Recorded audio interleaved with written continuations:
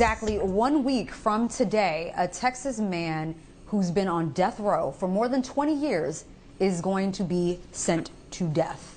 Now, Quintin Jones admits to killing his great aunt when he was 20 years old and struggling with drugs and alcohol addictions.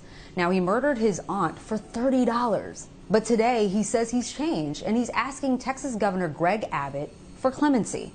Thousands of people support sparing Jones's life. A petition on change.org has more than 100,000 signatures.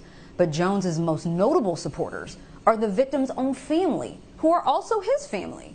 They say they've forgiven him and that he deserves to live, even if it's behind bars. Surveys show support for the death penalty is shrinking across America. Take a look at the results of this Gallup poll from last fall. The question, are you in favor of the death penalty for a person convicted of murder? 55% says yes, 43% said no. That's the highest level of opposition to the death penalty since 1966. My next guest is joining me tonight to talk about that shift and the fight for racial equity when it comes to granting clemency for people on death row. Keri Blakinger is a reporter for the Marshall Project covering death penalty cases in Texas. She's also formerly incarcerated herself. Keri joins us from Austin tonight. Keri, thank you so much. Thanks for having me. All right, so it's just a week until Quintin Jones is scheduled to be executed. What are his chances of being granted clemency from Texas Governor Greg Abbott, who we know is such a staunch supporter of the death penalty? Right. I mean, I think statistically his chances are low. Before it comes to Greg Abbott, it has to go through the Board of Pardon and Paroles. They have to make a recommendation first supporting clemency. And then if they make that recommendation, then Abbott has the chance to act on it. And so far, he's only done that once, which was in the case of a white man, Bart Whitaker, who he gave a last-minute commutation with 45 minutes before he was supposed to die. And before last that, a governor granted clemency after the parole board made that recommendation was in 2007. So this is not something that happens often in Texas. So try to explain to the viewers what it actually takes for someone to be sentenced in Texas to the death penalty, that is. Yeah, so I mean, obviously, first we have a bifurcated trial. So the first part is you have a trial on guilt or innocence. Is the person guilty?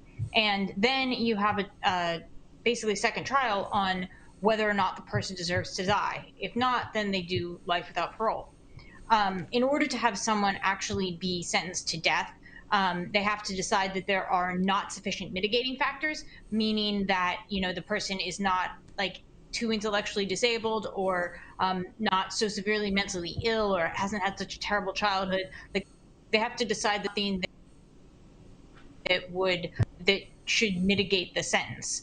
And obviously, I mean, that's relevant to this case, but all of it is the issue of future danger. That is one of the big things in Texas. In order to be sentenced to die, they have to determine that you're going to be a future danger if if you still live. And I mean, he is someone who has not caused problems in prison since then. He certainly hasn't had any, major, he hasn't caught any new charges in the past decade or so from looking at data that I got from the prison system. And, fundamentally, predicting that someone is a future danger is sort of saying that you don't believe that person can ever change. And he was only 20 at the time of the crime. So, the idea that someone who's 20 is never going to change is not really in line with what we know about the brain today and brain development. So, this issue of future danger, as well as the mitigating, the mitigation issue, these are both things that are incredibly relevant in his case as we're looking at it now versus, what it looked like at the time of conviction. Right. Well, one reason prosecutors give for seeking the death penalty is that the victim's family wants it or to bring them closure. But the victim's family, especially here in this case, don't want Mr. Jones to be executed. And that's actually quite common. Tell us about why prosecutors don't listen to victims in these cases. So this happened also in both the Whitaker case that I mentioned, where one of the things that was, one of the issues at play here was that the father, who was this was a crime that that Bart Whitaker committed against his family. He hired someone to kill his entire family, allegedly for an inheritance.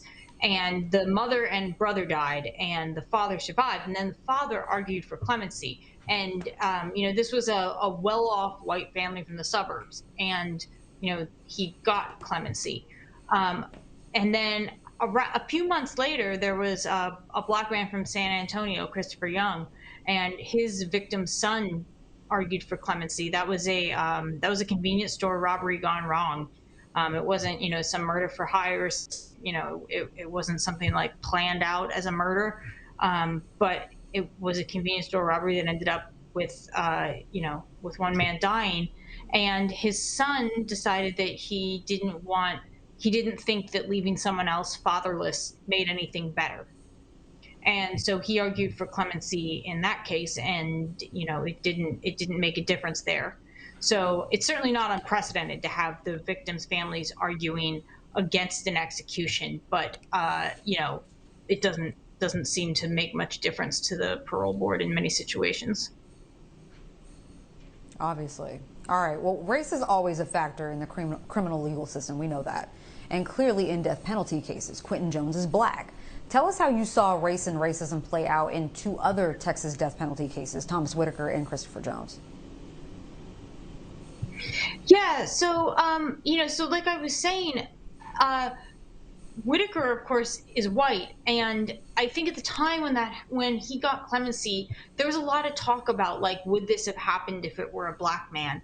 And since then, there's been a number of cases that, for a variety of reasons, could have been good candidates for clemency. I mean, there's a lot of reasons that you can have a case that might be a good candidate for clemency, aside from the issue of what do the victims want, because the victims.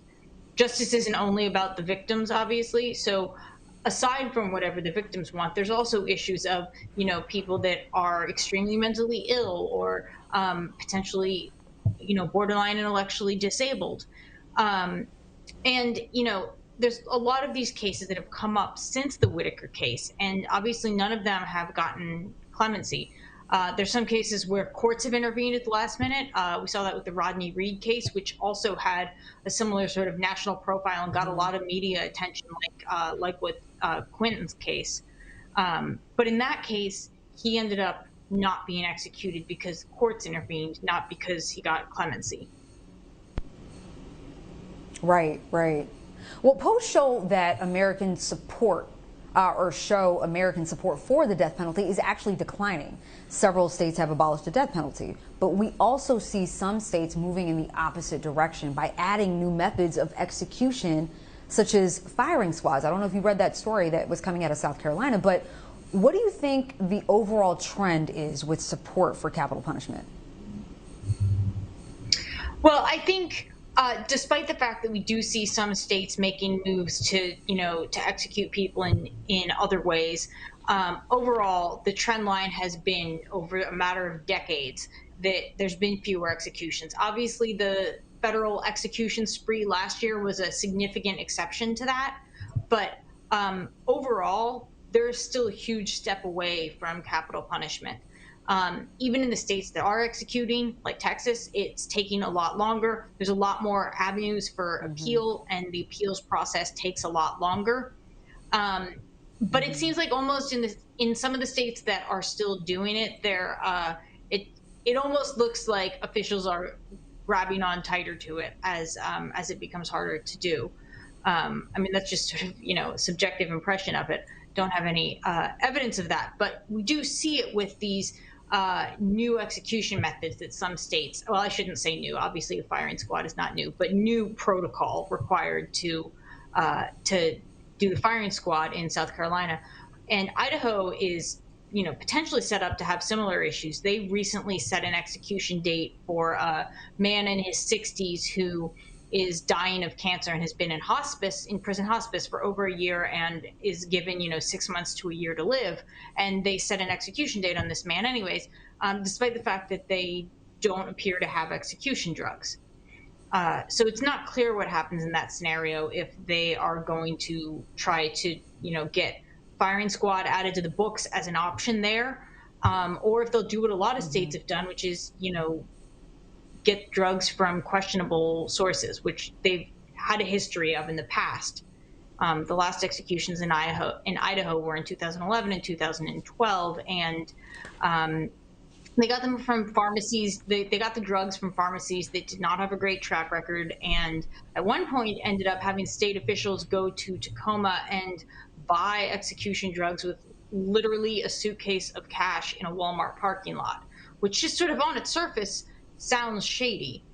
But even as we see states getting more creative or appearing more desperate, that also could be a reflection that pharmaceutical companies and drug makers are not as interested in letting their drugs be used in executions. Well, we're definitely going to be keeping an eye on this case involving Quintin Jones. Marshall Project reporter Keri Blakinger, thank you so much for coming on tonight. Thanks for having me.